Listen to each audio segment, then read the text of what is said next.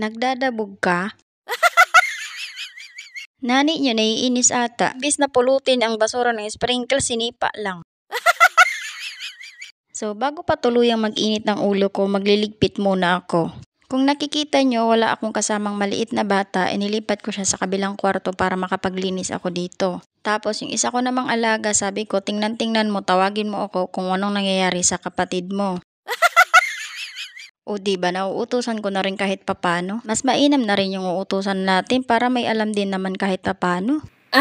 So dito, mag-uumpisa muna sana ako mag-vacuum. So habang inaayos ko yung vacuum, sabi ko ano kaya ang uunahin ko? Mag-vacuum o uunahin ko yung nakatambak doon sa gilid? So ang nanay nyo kasi hindi pa naman nakapag-decision, sabi ko okay, sige mag-vacuum muna ako. Inuna kong linisan itong madalas sigaan ng alaga ko. Tinanggal ko muna yung mga kumot niya tsaka yung una niya dyan, tapos nilagay ko muna doon sa taas. Tapos itong higaan niya na parang swing-swing, binalik ko sa dati niyang pwesto para malinisan ko muna yung gilid. Bago ko siya ilagay sa gilid, lininisan ko muna yung dating pinaglagyan nito, baka may mga chichiryang nakadikit pa doon. At saka ko na siya binalik doon sa dati niyang lalagyan. Nag-continue lang ako ng pag-vacuum ko dito. Tapos maya-maya nakita ko na yung bandang dito sa gilid na imbierna na ako talaga sa naka-inback ba. Pinaglaruan kasi to ng mga bata kaya medyo magulo yung taas. So ang nanay nyo kasi malikot ang utak, ayaw nang nakaganyan. So tinanggal ko muna siya pa isa-isa para naman makita ko kung paano ko siya aayusin maya-maya. Tapos yung foam, ang ginawa ko sa foam, binaliktad ko kasi gusto ko na nakasaunahan yung maliit na foam kaysa sa makapal. Yung manipis kasi na foam, yun ang ginagamit namin pag dito kami madalas matulog. Ngayon kasi dito kami natutulog sa kwarto ng amo ko. Sabi kasi ng amo ko, habang nagbabakasyon siya, dito muna kami matulog sa kwarto niya. Kaya hindi ko masyado nagagamit yung foam na nasa taas na manipis. Yung kumot na kulay orange, nilagay ko muna dito sa cabinet para hindi siya masyadong madumihan. Total may plastic naman siya, kaya doon ko muna siya nilagay. Itong kumot na walang plastic, ito yung madalas namin gamitin pag nandito kami lahat. So ito lang ilalagay ko sa taas kasi ito naman ang madalas gamitin. Tinupi ko lang siya ng maayos, pinagkasunod ko sila kasi parehas lang naman sila, dalawa yan kasi sila ng parehas lang. Dati kasi pag pumunta kami dito, kompleto kami, lahat kasama. Maliban lang sa amo kong lalaki. Yung kasi pag pumunta kami dito, mga 4 lang kami. Tapos sila ate naiiwan sa kabilang bahay. Kasi yung panganay nilang anak ayaw kasi dito kasi hindi siya makapaglaro dito. Kailangan kasi sa kanya may sarili siyang kwarto para siya lang talaga, walang istorbo sa kanya. Dito kasi hindi siya pwedeng may sariling kwarto kasi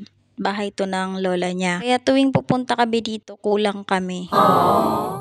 Kaya lang pag kompleto kami, parang sasabog yung bahay na to sa kaingayan kasi maingay yung mga anak ng amo ko. Kaya kailangan talaga hiwa-hiwalay para hindi masyadong magulo ba. So dito, lininisan ko yung ilalim ng jumping na to. Yun ang pangalan ng alaga ko, jumping. Hindi ko rin alam yung pangalan niya kaya pinangalanan ko na lang din jumping. So dito minamadali ko na yung pag-vacuum kasi anong oras na din kasi to, mga 11 na siguro to ng gabi. Yun kasi yung oras yung paglilinis ko dito para kinabukasan malinis. So, hindi pa man ako natatapos maglinis no, may dumating na rasyon. Kain na naman to. So natapos lang ako ng pag-vacuum pero hindi ako natapos mag-mop. Pero ang ginawa ko, pinakain ko muna tong alaga ko kasi anong oras na din. Nuturo niya yung hipon, ayaw daw niya ng hipon. Sabi ko, walang problema sa hipon kung ayaw mo ako yung kakain, masarap yan.